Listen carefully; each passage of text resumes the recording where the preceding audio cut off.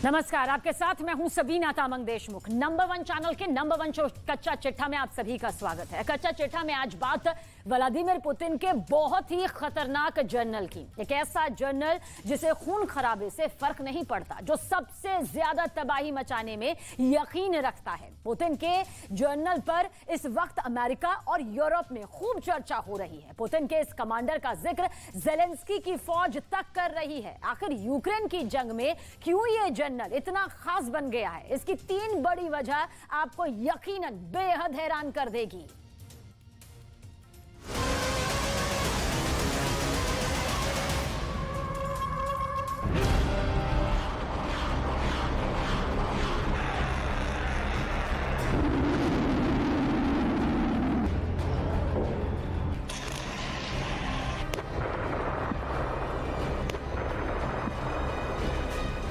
धमाके याद कीजिए,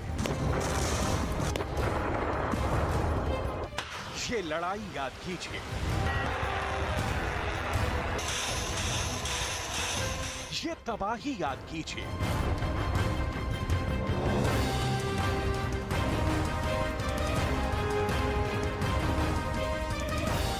और इसके लिए जिम्मेदार पुतिन के कमांडर की बेरहमी को याद कीजिए। ये मारियुपोल का युद्ध है।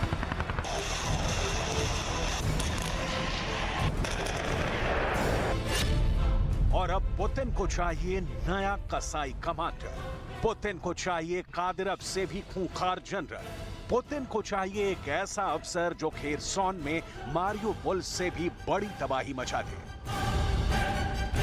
पुतिन की डिमांड बहुत ज्यादा खतरनाक है, क्योंकि मारियुपोल में बेरहमी की तमाम मिसाल खड़ी करने वाला जनरल एक बार फिर खबरों में है। ये है जनरल मिखाइल मिजित्से, जो पूरी दुनिया में बुचर ऑफ मारियुपोल यानी मारियुपोल के कसाई के नाम से मशहूर हो गया। लेकिन खबर ये नहीं, न्यूयॉर्क पोस्ट ने एक टेलीग्राम चैनल के हवाले से बताया है कि जनरल मिखाइल मिजित्से को पुतिन ने बर्खास्त कर दिया है।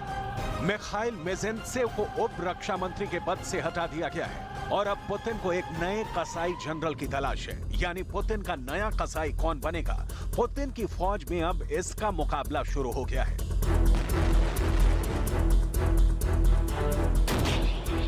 सवाल है कि आखिर जनरल मिखाइल मिजित्से, जिसने मारियुपोल को थाली में सजाकर पुतिन के सामने पेश किया, जिसने जुल्म की तमाम हदें पार करके पुतिन के एक एक ऑर्डर को उसके अंजाम तक पहुंचाया, जिस 60 वर्षीय जनरल ने कसम खाई कि मारियुपोल पर हर कीमत चुकाकर कब्जा करेगा, क्योंकि ये उसके करियर का सबसे बड़ा युद्ध और सबसे बड़ा मिशन बन चुका है।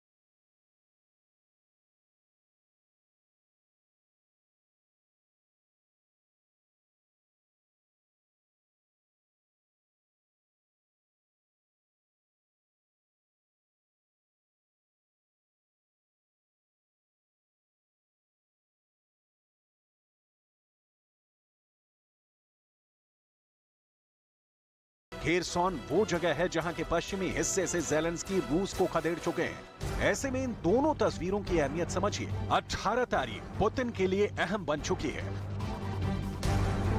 पुतिन ने 17 और 18 अप्रैल आधी रात को क्या किया, बहुत गौर से देखिएगा। सबसे पहले पुतिन खेरसॉन पहुंचे। ये वो जगह है जहां पुतिन की फौज को ज़ेलेंस्की के हाथों मुंह की खानी पड़ी थी। रात में ही पुतिन ने मिलिट्री कमांड के साथ मीटिंग की और पूछा कि गड़बड़ी कहां हुई। पुतिन मारियोपोल में रात के दौरान कार से घूमे। पुतिन की नाइट ड्राइव में हर मुद्दे पर बात हुई और इसमें जनरल मिखाइल मेजेंत्सेव पर बात नहीं हुई होगी। ऐसा हो ही नहीं सकता।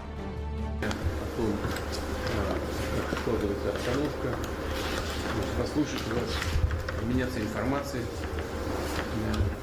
Просил бы начать доклад с ситуации на Херсонском направлении, затем на Запорожском, а после этого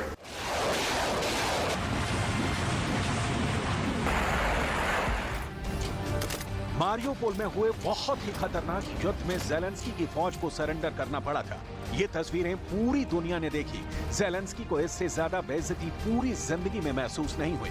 फरवरी 2022 में शुरू हुए युद्ध के बाद यूक्रेन के सबसे बड़े शहरों में से एक मारियोपोल 3 महीनों से भी कम वक्त में रूस के कब्जे में आ गया। मौत के आंकड़े हजारों में रहे। पुतिन का दावा रहा कि उन्होंने यूक्रेन के 4000 से ज्यादा सैनिकों को मौत के घाट उतार दिया, जबकि ज़ेलेंस्की ने दावा किया कि उनकी फौज ने रूस के 6000 से ज्यादा सैनिकों को खत्म कर दिया।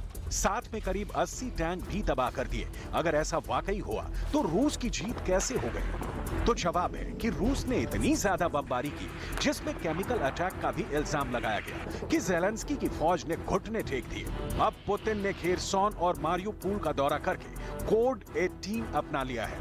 पुतिन ने कोड Z के आगे बढ़कर अब कोड 18 पर फोकस कर लिया है। पुतिन के कोड 18 का फोकस 3 शहरों पर है। पहला है खेरसॉन, दूसरा ज़ापोरिज़िया और तीसरा है बख्मूत। लेकिन क्या ये इतना आसान होगा?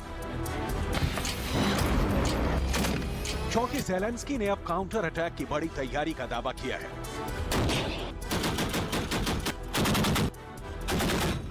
Зараз зброя вирішальна в моменти деокупації. Так і є. Треба зберегти по максимуму людей, значить повинна працювати сучасна зброя. Хочеться, дуже хочеться дочекатись всього того, що було обіцяно. Ми з цього і починали з вами цей діалог. Що обіцяно? Ну, буває терміни. इस वक्त यूक्रेन को जर्मनी से IRIS-T एयर डिफेंस सिस्टम की दूसरी यूनिट मिल चुकी है। ज़ेलेंस्की को अमेरिका से पैट्रियट एयर डिफेंस सिस्टम भी मिल चुका है। और अब ज़ेलेंस्की बता रहे हैं कि रूस के फाइटर्स को मजा चखाने में उनको ज्यादा मेहनत नहीं करनी पड़ी। पुतिन के क्रूज मिसाइल हमलों और ड्रोन अटैक को रोकने के लिए ज़ेलेंस्की का एयर डिफेंस सिस्टम जब खत्म होने की कगार पर था, तब अचानक नाटो ने सप्लाई बढ़ा दी है। ओमन और नीप्रो शहर पर मिसाइल हमलों के बाद राजधानी कीव को जब निशाना बनाया गया, तो यूक्रेन के एयर डिफेंस सिस्टम कैसे एक्टिव हुए, ये उसका वीडियो है। कीव में हवाई हमलों को लेकर कई घंटों तक सायरन बजे और फिर यूक्रेन ने दावा किया कि उसने 18 में से 15 मिसाइल मार गिराई है।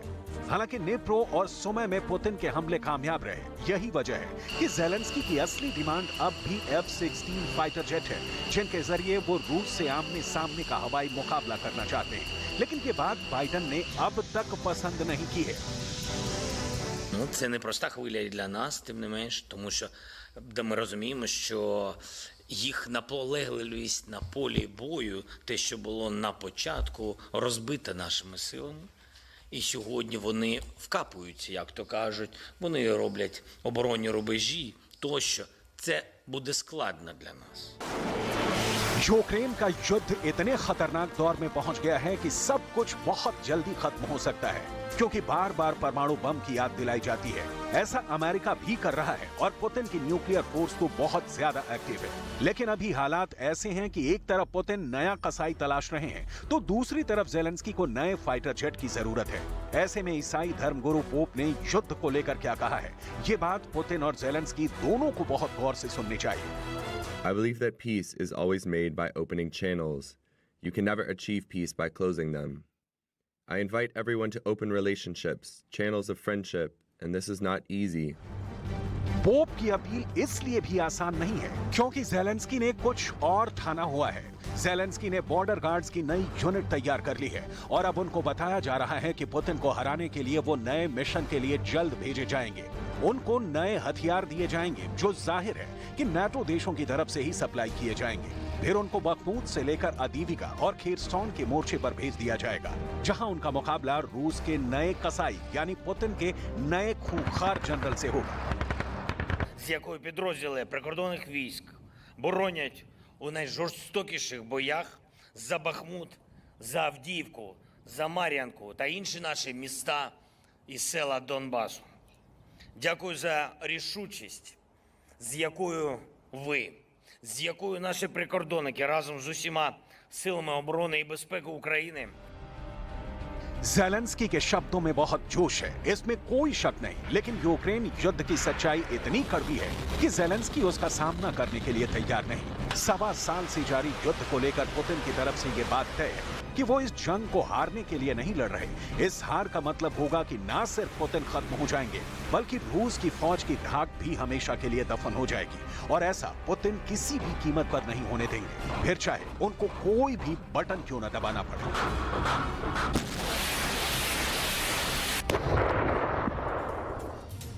व्लादिमीर पुतिन ने ज़ेलेंस्की